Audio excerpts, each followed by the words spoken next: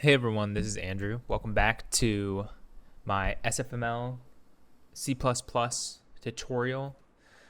The goal for today is to get a player sprite on the screen and enemy sprite on the screen, add some way for the player to move the sprite, add very basic AI to have the enemy move by itself, and then add the ability for the player to attack the enemy and kill it. And then once it's killed, we'll just spawn another one to come chase after the player. We're going to start with this very basic closed loop because it's kind of a good practice when you're learning to make goals that are achievable within one sit down session. If you want to sit down and design your entire game and you've never made a game before, you're just going to get frustrated and quit. So it's nice to sort of get a nice closed loop of interaction that the player can do, and then you'll learn from making that, and then you'll be able to expand on it in the future. So the first thing that we're going to do is change some of this default SFML code. So we don't need to draw circles, so we can get rid of this. We don't need to draw that. If we look at the default window they have set up here, it's 200 by 200 pixels, which is very small. If you right click on the render window class and go to the definition, we can see that it takes in a video mode, and the video mode is just a width and a height and number of bits per pixel, but we can leave that at 32. That's fine. So let's change this to 1920 by 1080. We'll call it, you can call it whatever you want. This is just going to be what appears on the title bar and probably what appears in something like Task Manager. So we'll call it our SFML project. I think that the default style that gets passed in here is default, which is you'll have a title bar, you'll be able to resize the window, and you'll have a button to close it. And that button to close it, when you press it, will get picked up in this poll event. And then if we get the closed, we will close the window. And I think it is good practice to just use curly braces for all this stuff. I know it's not necessary. So now if we change this to 1920 by 1080, get rid of the circle, we run this, you'll see it takes up the whole screen now, and there is nothing here because we didn't tell it to draw anything. My graphics card got a little excited when I started this though. Yeah, so at its core, a video game is just, rendering a bunch of stuff to the screen, and then we let the user put some input to change what's rendered to the screen, and then occasionally we'll have AI or systems that move things drawn to the screen automatically. But it really just comes down to every single frame, we need to figure out what we need to draw on screen, we need to draw it. And for us right now, we're just going to start with a basic sprite. The easiest way to get started with this in SFML is to use the SFML sprite class. We'll just call this the player. And then this sprite takes in a texture or another sprite. So we're going to need a texture here. So we'll add a SF texture. This is a good way to just kind of figure out what we're doing slowly. Player texture. And then the texture itself is going to need an image that we're going to create. So I'm just going to open up GIMP. I'm going to start a new file. For now, we're just going to make a 16 by 16 image. It's very teeny tiny. I'm going to delete the background. I don't know if the alpha is locked right now. Add alpha. Don't lock the alpha, delete it. Cool. And then I'm going to cheat. You can make your sprite whatever you want. I'm going to rip off this guy real quick that I have from another project. So I'm just going to copy and paste him over here. And then when we go to save this, I guess we'll click export as. We'll go into our repos. We'll go to the one that we're creating. Mine's called SFML tutorial. We'll go into SFML tutorial. We'll see our CPP file here. And then what we're going to do is we will create a new folder called images. And then inside of this folder is where we will export it. We're not going to name it .cpp. We'll name it player. I suppose .png. I don't know when it's going to ask me what kind of extension I want to use. Maybe I need to go manually select it. PNG, player.png. Export. I don't care what the settings are. Close this down. Okay, now if we refresh this, we'll see images. Fantastic. And now the SFML textures can load PNG files directly. So we'll do player texture dot load from file, and then it needs a file name, and it's going to be images, which is our folder, and then player dot PNG. This is what we just saved it as. And then the player takes in a texture. We'll give it the player texture. And then every single loop we'll do window.draw, and we will draw the player. And I'm not actually sure. I think the player originally is probably going to be put at the origin, which will be in the top left-hand corner, but we'll see. Okay, and it is. So remember our sprite is a 16 by 16 sprite. So if you look all the way up there, I don't even know if it is teeny tiny, but he is up there. Cool. So I feel like we're already halfway done to making a video game. Fantastic. Let's close that. Close that. Okay. Now let's see if we can get an enemy drawn. And I know what people are saying. If you're familiar with C++, you've worked in your own C++ projects before, you might be like, why are you putting all this in main? Where are your classes? What's the architecture here? But all of that will come with due time. Trust me. I think that as a beginner, it's more important to just get your feet wet, get something coded on screen working. You'll naturally run into massive headaches with your architecture, and then you'll realize why putting things into files, keeping just declarations in your headers, and the implementation in CPPs is important. That stuff will all become apparent.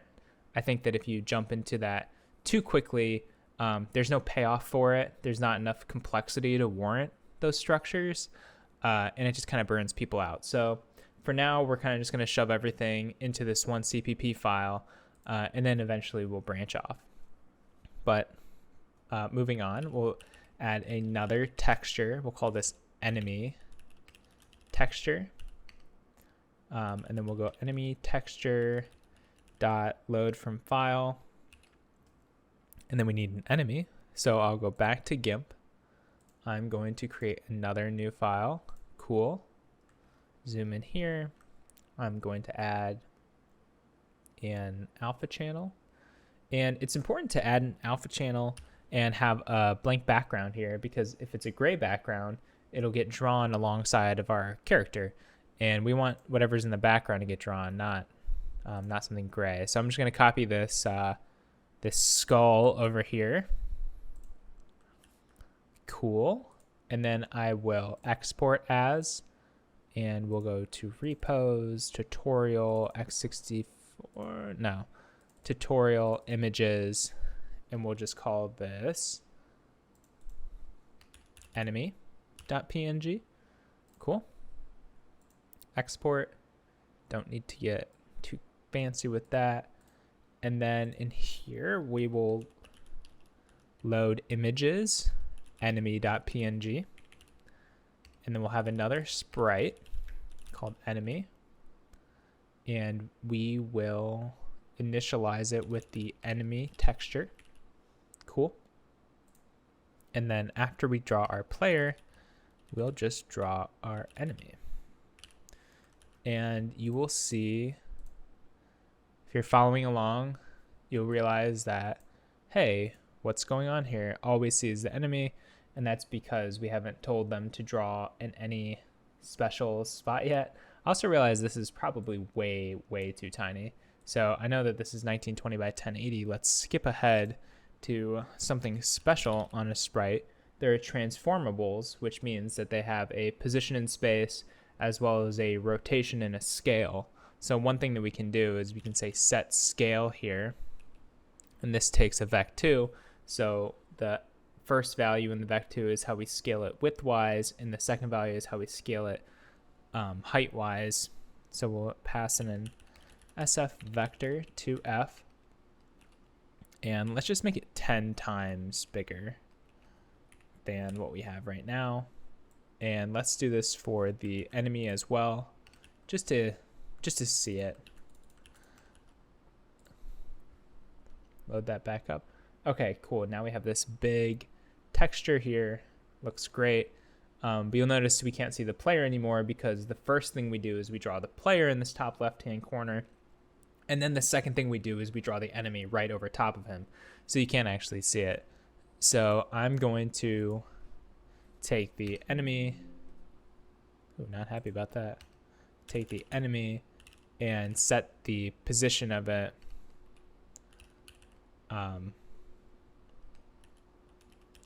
Here to F. Set the position of it like halfway through our screen. So if our screen is 1920 pixels wide, we'll set it to 960. And then it goes positive across and positive from top down. So then we'll also set it to 5040, 540. And this should draw it in the middle of the screen. I think there might be one caveat. Let's see. It's the middle of the screen, although I think that the origin of the sprite is in the top left corner of the sprite. So it still looks a little bit off-centered technically. We could fix that right now if we'd like to. Sprites have a nifty feature in them called the set the origin. I believe the origin is from the unscaled version of it. So since our sprite is 16 by 16 pixels wide, we'll set the origin based off that. So if we say 8:8, the origin will be dead center of the sprite, and then when we draw it at the middle of the screen, it'll also be centered on the screen. So we'll say set origin here, vector to F. We'll just say 8:8. Run that again. And now our sprite is dead center on the screen. And it's kind of nice to work with the origin in the middle of the sprites in my experience. So what I'm going to do is I'm going to additionally set the player's origin to 8:8. And if you're thinking ahead, you'll think of what's coming next. But when I run the game now, the player, you can see they're drawn in the top left-hand corner, but the origin's at the center of the sprite. So you actually only see a quarter of them. Cool. So now we're drawing a player, we're drawing an enemy, but it's just static. Nothing's happening. So what makes it a video game is that the player gives input and the game reacts to it. So the next thing that we're going to do is we're going to let the player move this sprite. So in order to do that, we're going to need to check for the player's input. Side note, it's always good to conform to players' expectations when it makes sense, and only deviate if you're really confident it's better. So what am I leading into? We're going to make our player sprite move, and we're going to make it move with WASD because everybody knows that WASD is what you use to move in computer games. So in order to see if the player is pressing those buttons, SFML has a keyboard class that we can query the input of. So I think it's is key pressed. and then it takes a key code. So if we go here, SF keyboard scan code, I think you probably just put in the key directly, but I'll just go show you what this is. This scan code just has all of these keys that a user could press. The ones we care about are going to be at the top, the letters, but they have everything here: numbers, enter, backspace, tab, space, hyphen, comma, all the F keys that I didn't even know existed. Page, up, down, pause, left, right. It's crazy. So what we're going to say is if the player presses W, do something, right? Else, if the, holy cow, I just went a little crazy there. Else, if the player, or not else, but if the player presses D, do something else. If they press S, do something. And if they press A, do something. What do they do? We need to move the sprite when they press these buttons. So in order to keep track of where the sprite should move, I'm going to just have a vector to F here called player movement. And I'm actually going to be a little more specific. I'm going to say requested player movement. It's always better to just be very explicit when you can be. Your fellow programmers will thank you for it. So if we press W, we want the player to move north. North for us is a negative Y value. So we can add on here an SF vector to F, 0 for the X value, and then negative 1 for the Y value. That'll put us due north. And then we'll handle the other cases real quick. D will be going directly right across the screen. So we'll need 1 there and 0 here. South will be a positive 1. Remember, the y-axis here gets larger as you go down the screen. So the top is 0, down is 1. And then we'll do A here, and A will go to the west or left across the screen. Cool. And then the last thing we need to do is after we've gathered this information, so we'll gather the player's input here. Now we need to apply it to the sprite.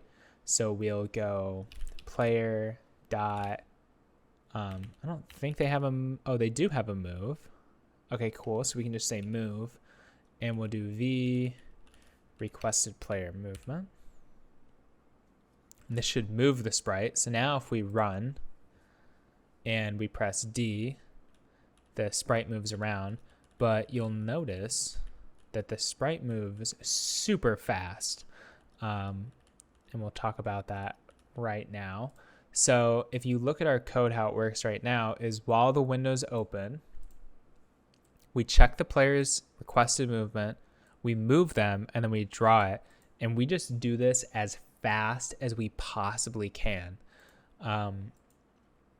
So it's completely unregulated. It's just the faster your computer is, the faster the sprite will move across the screen. This is probably one of the first problems that all games run into is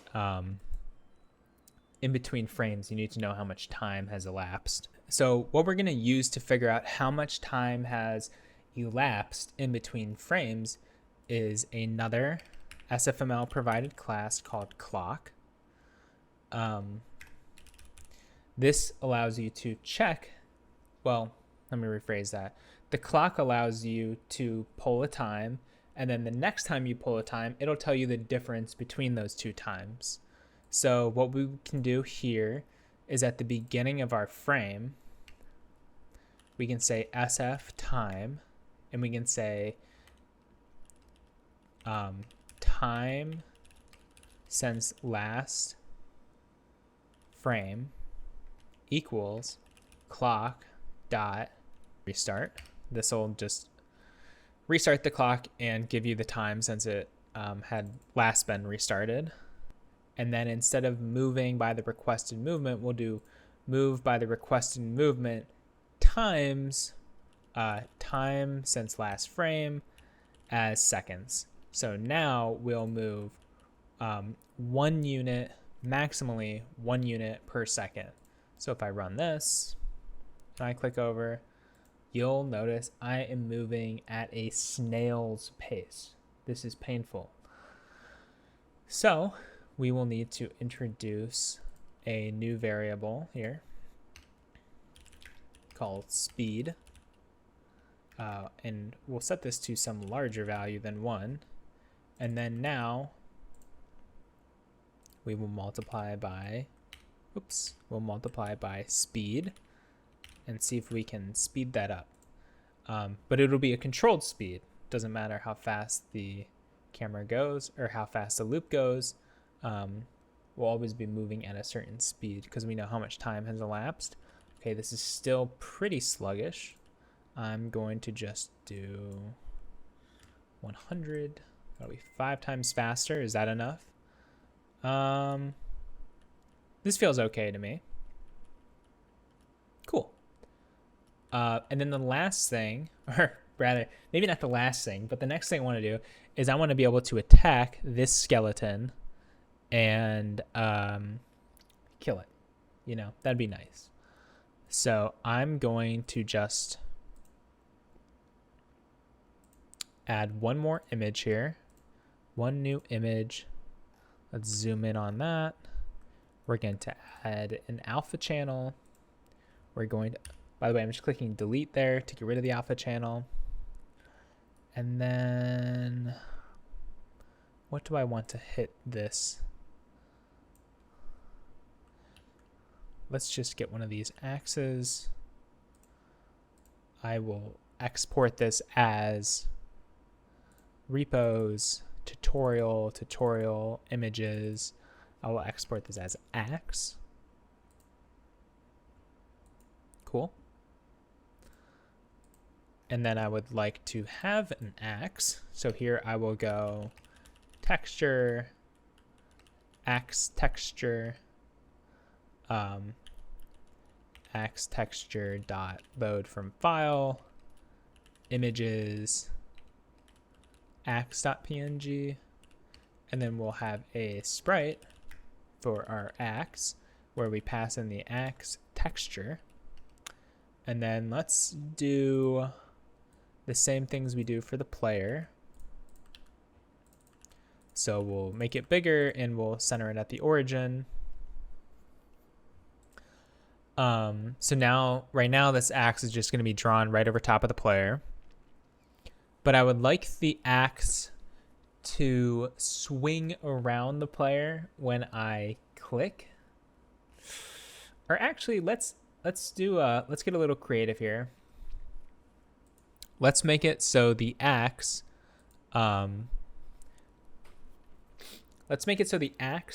is offset from the player towards wherever the mouse is. So we're actually going to swing our mouse around to cut through enemies, and we'll kind of get that visceral motion of swinging an axe with our mouse. We'll see how that feels. I've never done something like that before where you're using the mouse to do the motion of your weapon. Sounds interesting. So let's try it out.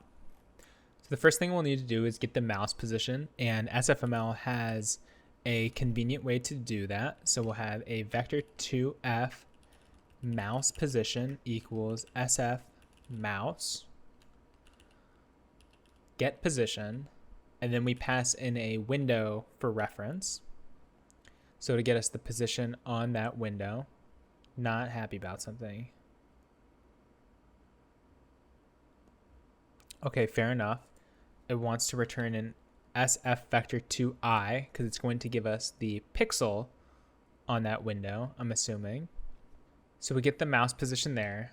And then I'm just sort of curious at what position it actually gives us there. So I'm going to just include IO stream real quick. And we'll just say a standard cout x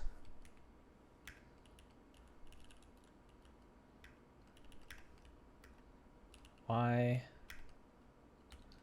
Holy cow, can't type today. I cap this off with an end line. End line is not the exact same thing as \n, but for another day. Okay, and then let's see here. So we have it printing out the position on the left over there in the console. So it looks like the top left corner is 0, 0. And then, yeah, it's just the pixel on the screen. Goes over. Cool. Cool, cool, cool. We love this. Okay. So what I'm going to do is we get the mouse's position, and I am going to set the axis.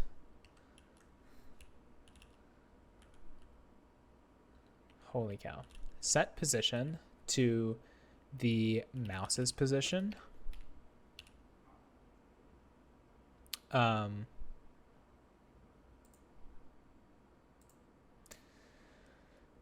goodness, it wants a vector 2f, I'm assuming. So we can just cast it as a vector 2f. Stop yelling at me. And then we'll need to draw our axe as well. So we'll draw the player, and then we'll draw the axe, and then we'll draw the enemy. Let's see what we've got going on now. Okay, cool. So now we have a player, we have an axe that we're just drawing at our pointer, and we have the enemy.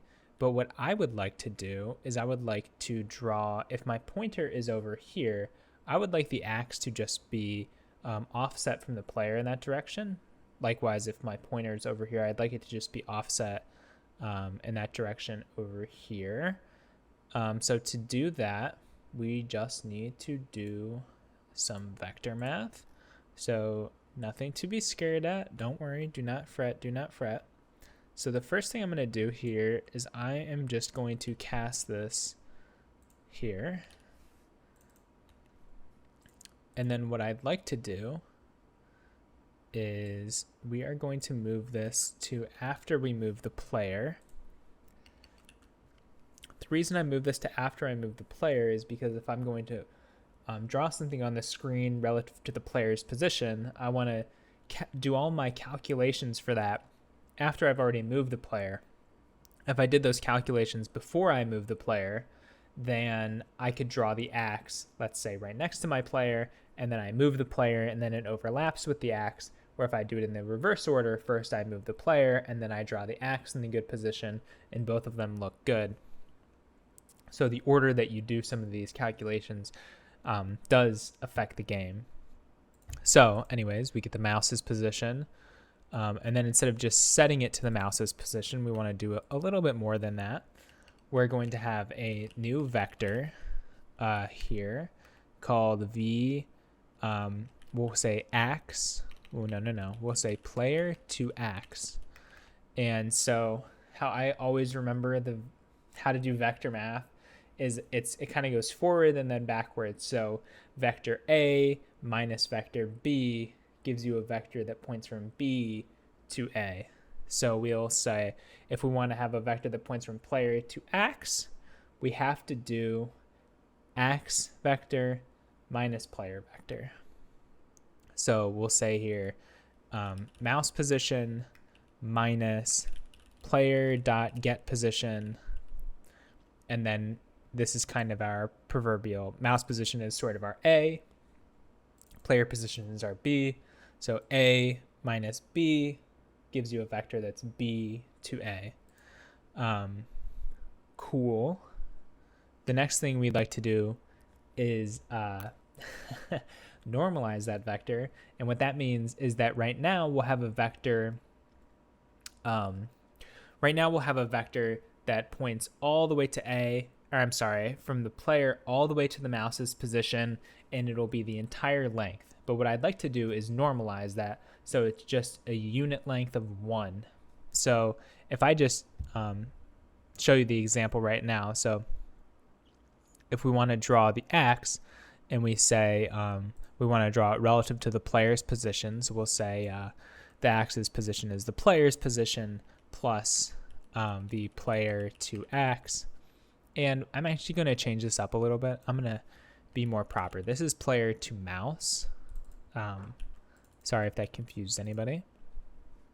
And now if I draw this again, what we'll notice is it's the exact same of what it just was.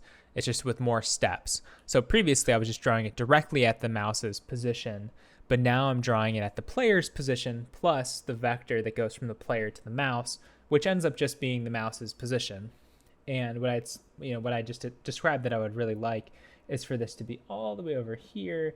And so then as I swing, it just swings close to the player.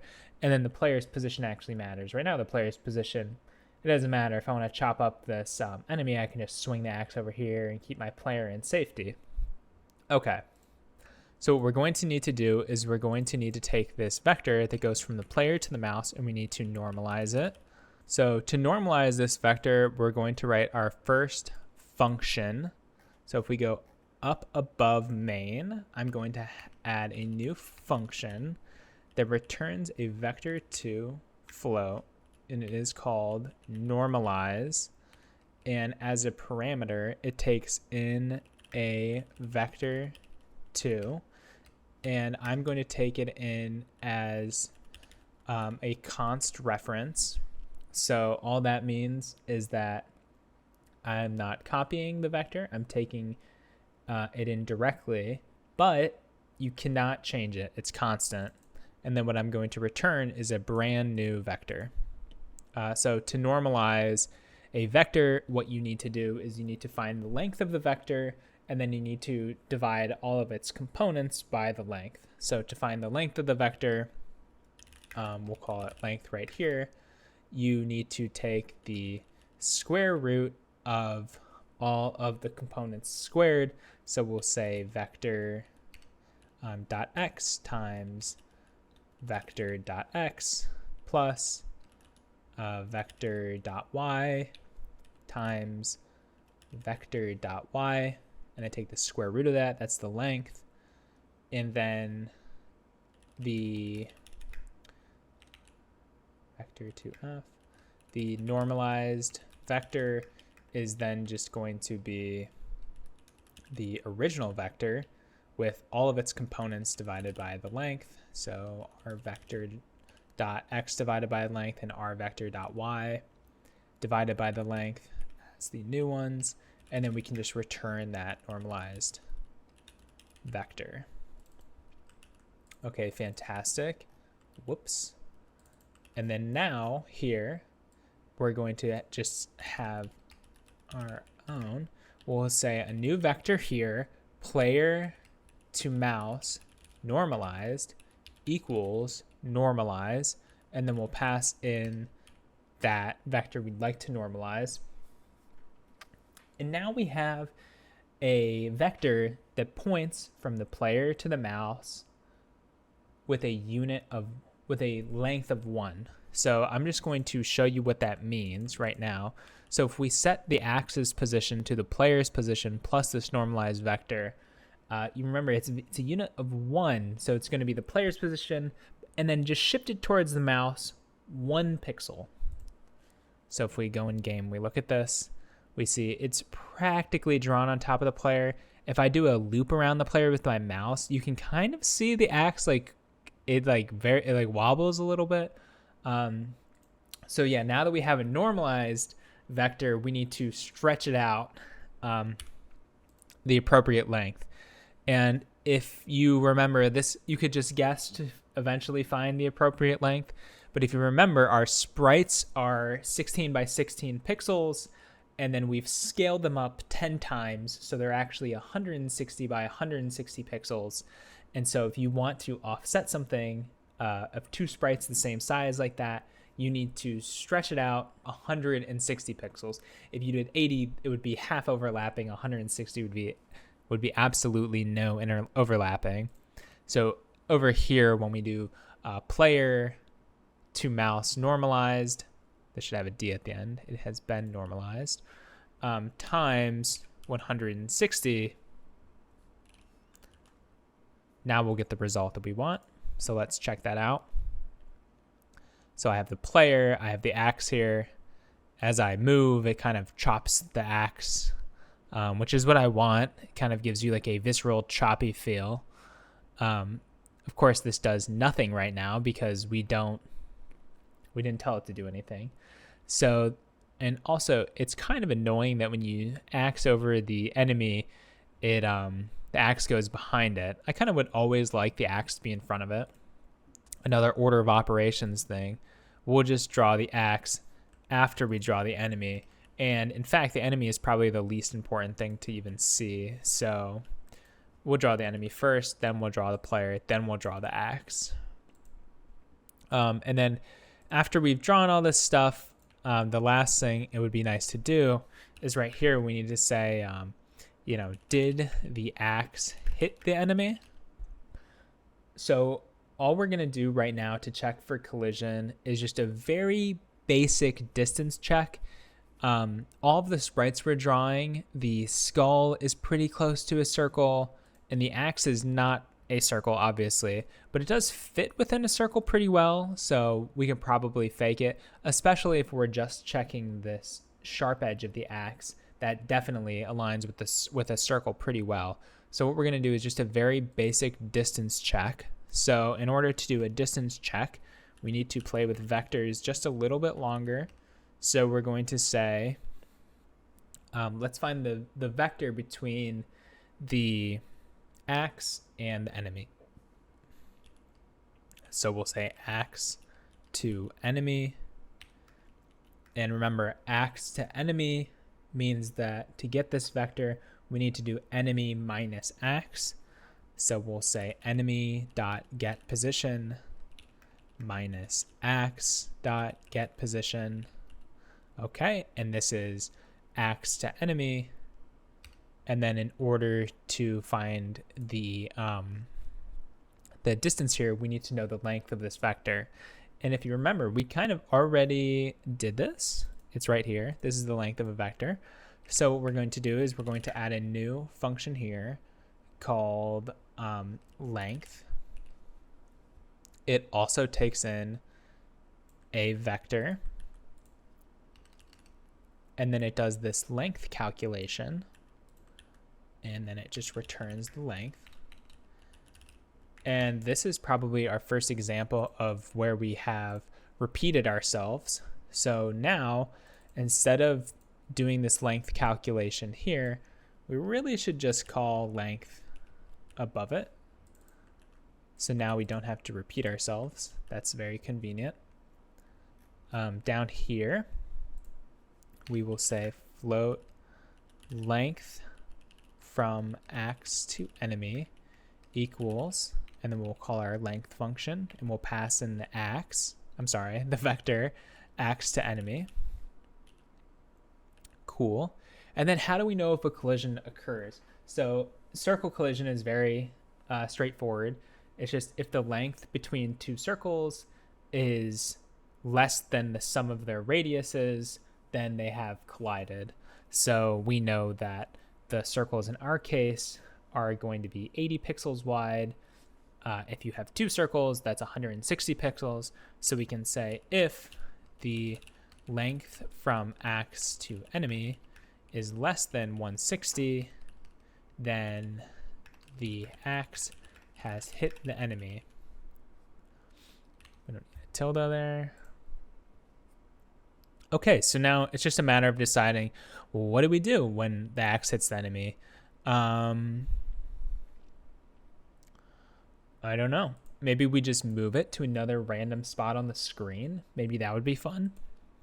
That kind of gives you the illusion that the one you hit died and another one spawned. So let's give that a shot.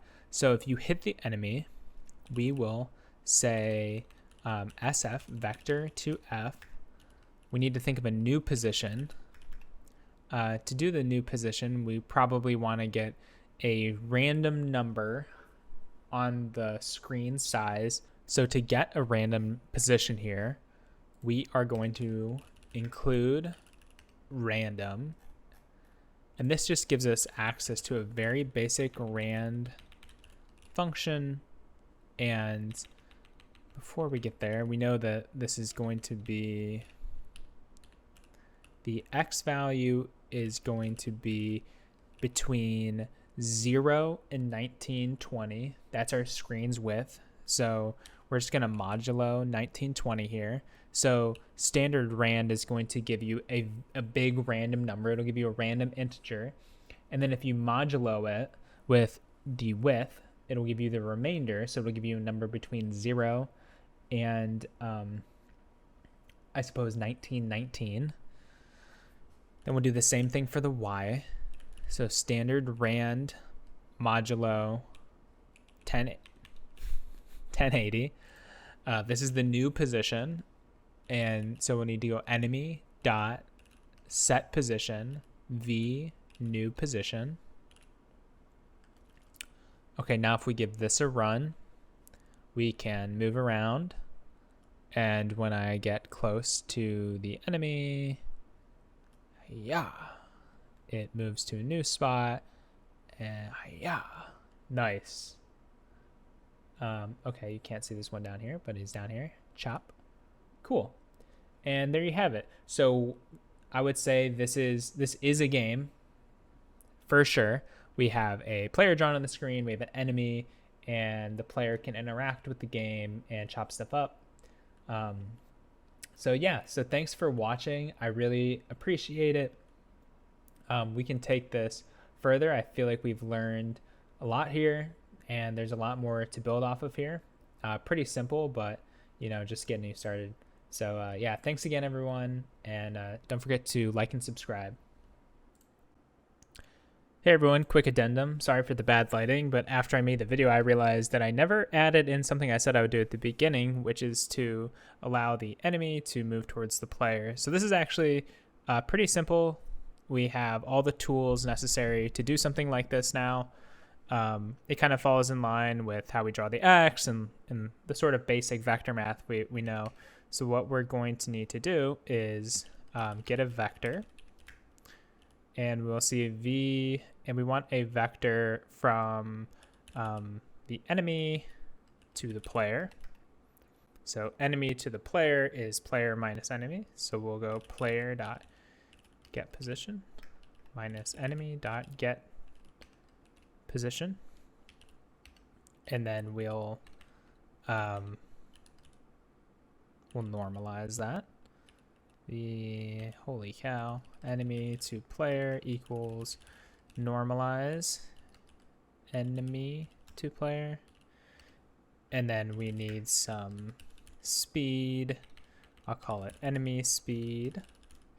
And if the player is moving at 100, we'll have the enemy move at 50. Sounds fine. And then what we'll do is we'll say enemy dot move. And it'll be enemy to player times, what is our time called? Frame time? Time since last frame as seconds times enemy speed. Okay, now if we run this, the enemy will be moving towards us. And, we can chop it up, and when a new enemy spawns, that enemy will run towards us. So, yeah, thanks again for watching. Really appreciate it. Like and subscribe, and see you next time.